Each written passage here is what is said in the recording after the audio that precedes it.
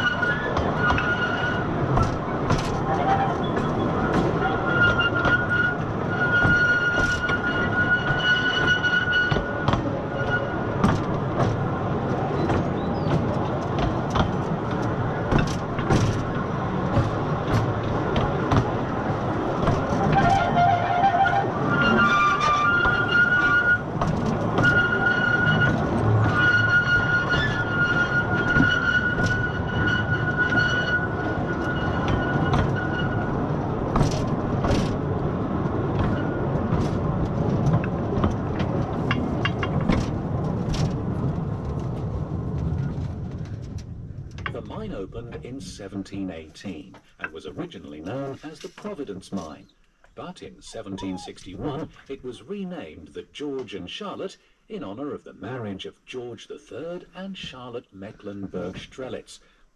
We will be entering the mine through the entrance in the hillside to the left of the train at one of the 8 levels that formed the mine. Metals such as copper are normally found in vertical or almost vertical stripes running down through the ground. These stripes are called the lode, and in order to access the lode, it was necessary to create several horizontal tunnels at different heights, which in turn are connected by vertical shafts. We are entering at level 4, meaning there are 3 levels above us in the hillside and a further 4 beneath us. Some of the lower levels extend not just into the hillside, but also out beneath the Tamar towards the Cornish back. Not all the levels have direct access to the outside world, so each one is connected by vertical shafts through which the ore was brought to the surface, and miners access the different levels by means of zigzagging ladders. This in itself was dangerous and exhausting, particularly at the end of a long, physically demanding shift. The wooden rungs of the ladders were often wet and slippery, and for miners working at the bottom level of the George and Charlotte, it meant a vertical climb of 325 feet, or almost 100 meters to the surface. So listen up, folks. This here is the mine captain. Bob's asked if he can take you all through the mine today. That's fine, but don't go holding anyone up, because time is money after all. All right, me handsomes? Sit back, folks. going. Enjoy the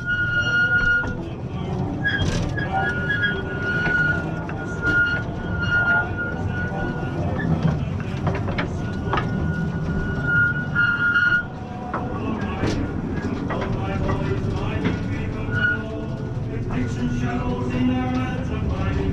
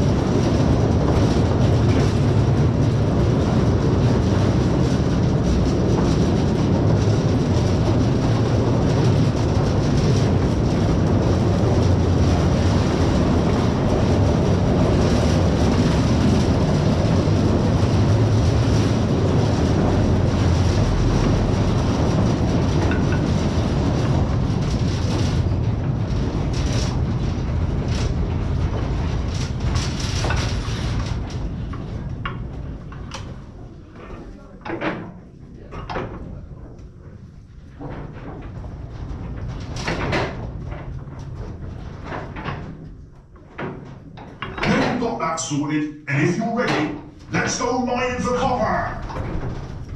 So, I got a few of the lads to help demonstrate how things have changed over the years. When they first began mining for copper underground a few hundred years back, in the early 17th century, they would light fires against the face of the rock and stoke them until the rock was red hot. They then throw water against the rock to cool it quick so it would crack and shatter. Any tools they would have been using would have been much the same as what had been used right back into Roman times. Once the fires had cracked the rock, they would get to work with pickaxes and wedges that they could hammer into the cracks to break bits away and then shovel for clearing broken rock. Working with tools like that through hard rock like this was incredibly slow. To give you an idea of the speed a miner digging away for a month with basic hand tools through a hard section of rock would get them a tunnel about the width of a carriage you're sitting in now 3 feet. Incredibly slow, hard, physical work. But about 100 years ago in the 1760s, a big change happened when they started using gunpowder for blasting the rock. The way that worked was first they had to drill a hole into the rock. Back then, that meant drilling by hand.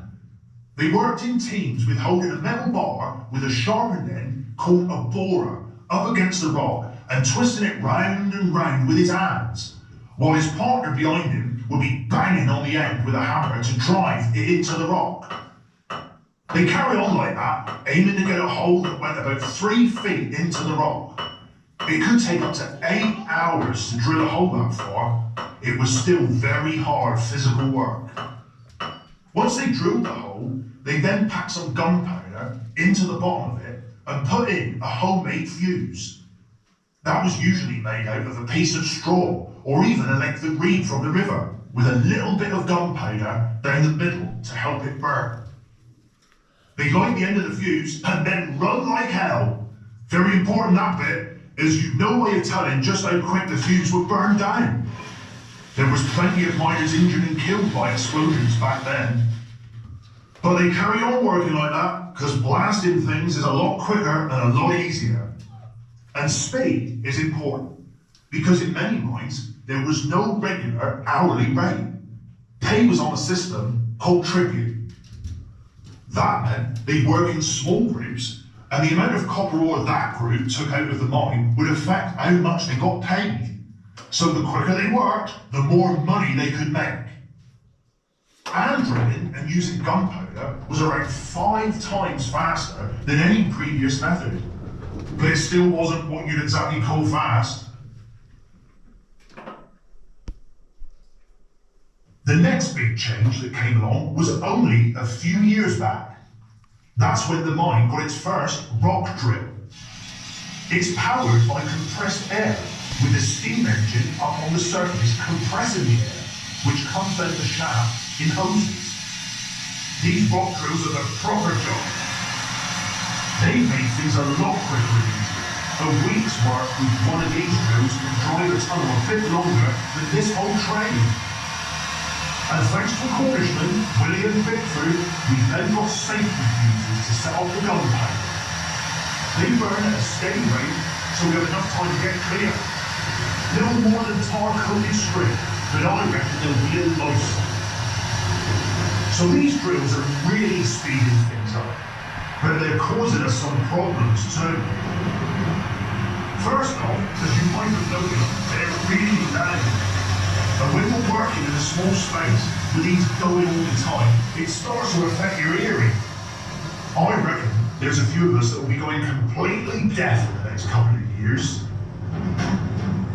And they create a lot of dust, and rock dust, when it's breathed in, can really mess with your lungs. It's always been dusty and dirty work there, yeah? But I reckon it's going to mean lots more of us are taken bad much sooner. Still, faster tunneling means more ore. Thing is, with copper prices so low these days, we are mainly extracting ore for arsenic. May mean more money for me with my share up Gordon, though mainly for them that own the mines. Hey Bob, off the train there. Stand by on the train. We've got a faulty fuse. She's going to blow any second now.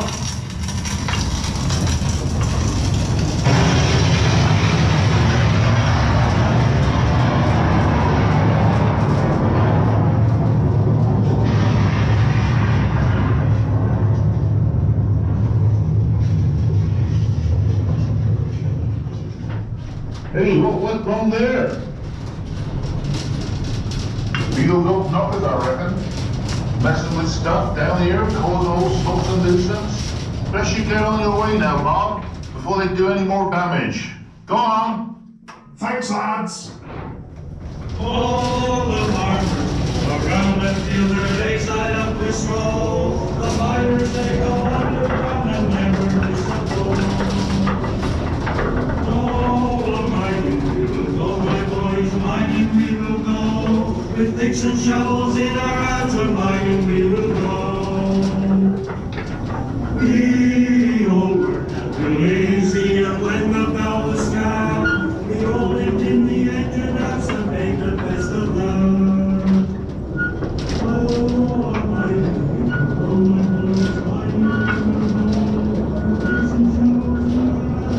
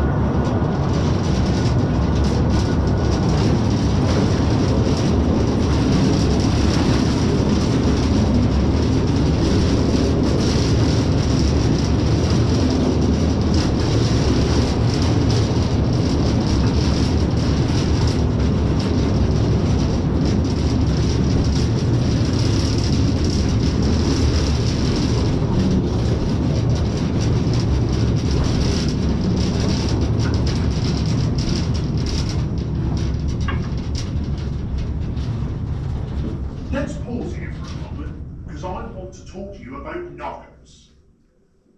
Yes, you heard me right, but likely not what you're thinking. Most mines around these parts have got knockers. Little people, about 2 foot tall they are, with long white whiskers and dressed like right old-time miners. Not that you get to see them too often.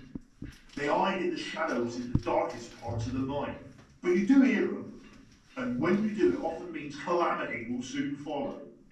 They get their name from the knocking sound we hear all the time when working the rock. The sound comes from within the mine walls and happens just before a cave-in. It's actually the creaking of earth and timbers starting to give way. Sometimes, if we follow the knocking, we find new rich veins of copper. Sometimes it all comes crashing down around us, but that's mining for you. Some say knockers are malevolent spirits who hammer away at the walls and supports the cause of caving. But to others, knockers are looking out for you, and tapping on the rock is their way to warn of an impending collapse. Personally, I like to believe they're on our side and not making mischief. But I'm taking no chances, which is why I often leave the last bite of my pasty for them. And thanks for keeping me and the lads safe. Talking of pasties, did you know they were actually invented here in Devon and not across the river in Cornwall, as them over there would have you believe? But don't let on I told you that. Handy thing, pasties. I always eat the tasty part and leave the dirty crust while I've been holding. That's the bit I leave for the knockers, truth be told. They don't mind a bit of dirt. I've been lucky, I guess. What with lungs full of dust and inhaling poisons such as arsenic and the like, not to mention the dangers of explosions and rockfalls, many don't live to see 35. Visitors sometimes say to me, "Bob, what happens when you need to answer a call of nature?" Well, since it's only men and boys in here, we just do what we have to do. A seat and a bucket is about as good as it gets. I reckon there's one close by here. That'll be Sid if I'm not mistaken. Can't you see I'm busy? Oh, sorry, Sid. Didn't mean to disturb you. Some poor devil is going to have to empty that later. It'll likely be one of the young lads. They do everything down here apart from mining itself. Mostly up and down the ladders all day, fetching, carrying water, tools, even explosives for us miners working the loads. Many of them are sons of ours. Some are young as 11. They're so exhausted at the end of a 12-hour shift, they barely have the strength to make the last climb to go home. And there have been some who have slipped and fell to their death trying. Us older chaps do try to look after the youngers, though. Mind you, the prospects aren't that great for the girls and women folk working above ground either. It's relentless physical work there too, as my missus adorable to. Some folks do think that mining for copper and tin, as most women do around these parts, is the same as mining for coal. But that ain't so. For a start, coal is a much softer material. It's all carbon, and the seams of coal are much thicker and wider too, so it's easier to dig out using picks and shovels. While here we have to blast a long way to get to the veins of ore. Start using explosives down a coal mine would be asking for trouble too. Because where there's coal, there's usually gas. And you wouldn't want to be messing with explosives or even naked flames in a coal mine. That's why they have to use them safety lamps, while we can get away with having a candle some of our caps with a lump of clay. We don't have no trouble with gas down here. But symptoms will bring the course.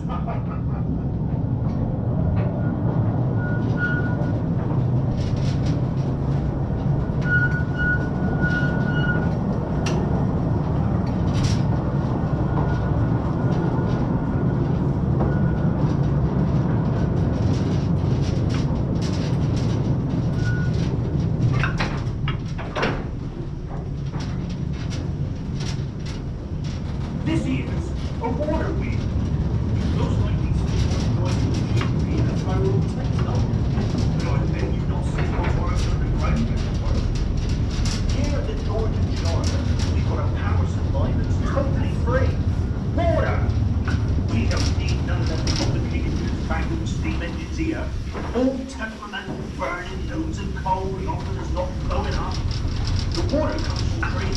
cellars up above us, as well as an overflow from the Talisman Canal. And when all that water's done its job, turning the wheel, it just floats out into the Thames. The wheel stopped for a grease-up just now, but we haven't got more than a few minutes to get it running. Those supplies have been wasted from bottom level. Hurry up, Jack! I'm going as fast as I can. Bob, quick, give us a hand. The wheel's stuck. Hurry, the wheel's really good. It's still stuck now. We'll be rounding soon. Where's those knockers when you want them?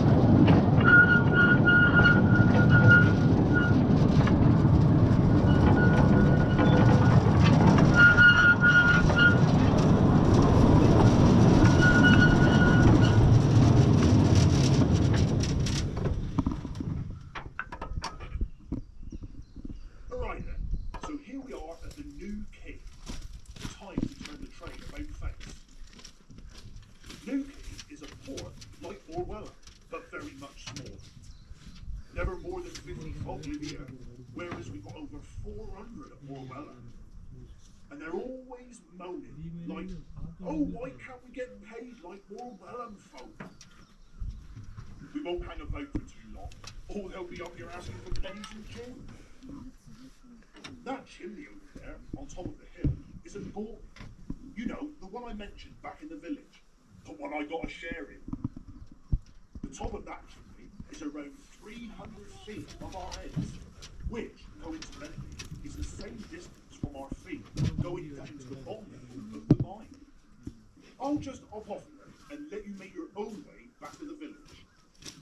Hope you enjoyed your look around the mine and learn a bit about what life is like here at Morwellham.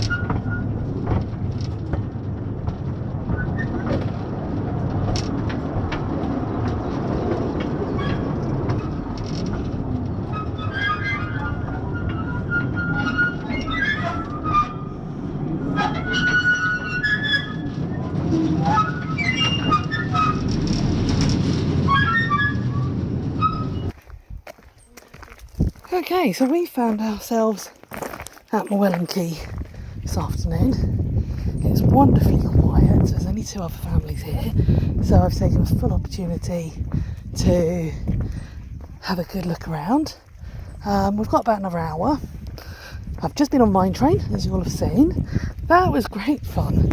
I don't know of many children who wouldn't enjoy that. It's a steep walk up, so do be prepared. Despite having lived nearby for a long time, I haven't been here because I was told it was sort of predominantly for children. But actually, there is so much to see.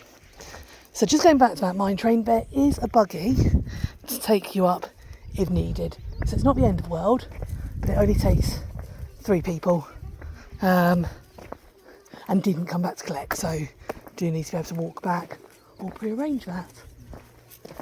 Now, as I wasn't expecting to come here, wasn't expecting to do any more filming today, I've run out of battery. I've got the spare one in the car.